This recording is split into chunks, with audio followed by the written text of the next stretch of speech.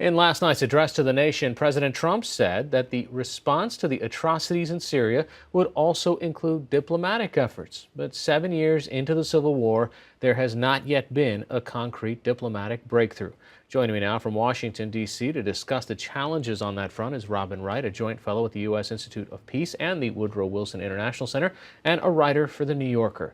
The president made it a point of saying that this would be the combined American, British, and French response to these atrocities will integrate all instruments of our national power, military, economic, and diplomatic. What kind of leverage do we have left in Syria?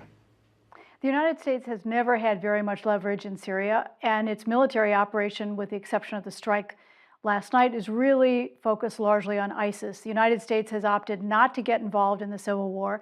It has been a player in trying to mobilize the international community through the United Nations on the diplomatic front, but the two different efforts since 2012 have so far led no place. There have been the talks sponsored by the United Nations, held in Geneva, in several different rounds, but the fact is that the opposition and the Syrian government have often refused to even sit in the same room together. The second process, launched last year by Russia, Iran, and Turkey, has tried to generate more momentum.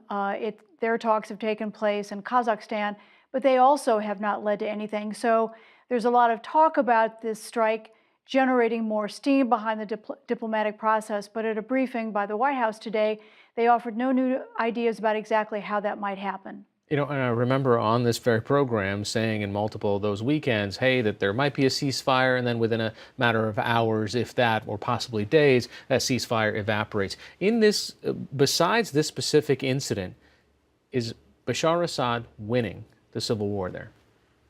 Over the past year, the Assad regime has managed, with the help of Russian air power, Iranian ground forces, and Hezbollah fighters, to consolidate his hold over the majority of Syria, to knit together patches of different parts of the country.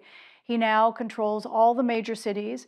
The pockets that have been beyond his control, one of them was in eastern Ghouta, where he used chemical weapons last weekend, and where the rebels have now surrendered, and that is no longer as much of an obstacle.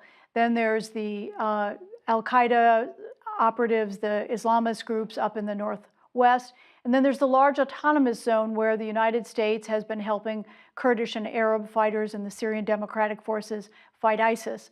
But the fact is that Assad is, at this point, winning the war, and the reality is that the military strike will not change that. Are there any economic pressures that we can assert either directly or indirectly on Syria? Well, the regime has been sanctioned for a wide array of activities, whether it's human rights violations, support for extremist groups, and so forth. The fact is that Russia, as the main diplomatic prop for the Assad regime, has been unwilling to pressure President Assad. And the United States has also sanctioned Russia, and of course that hasn't led to a change in his behavior on other fronts.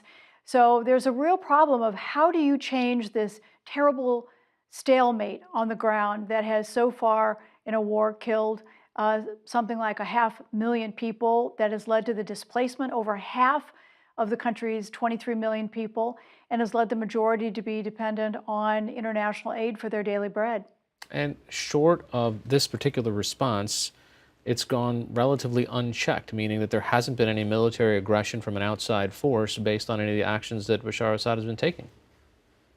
That's right. And in the years since the United States last struck in Syria, again because of chemical weapons, the regime has repeatedly used chemical weapons, the White House admitted today. And the fact is the military strike did not eliminate the entire range of facilities, chemical stockpiles, command posts used for chemical weapons in Syria. They did strike 3 important sites, but not all of them. And so Assad continued to use chemical weapons.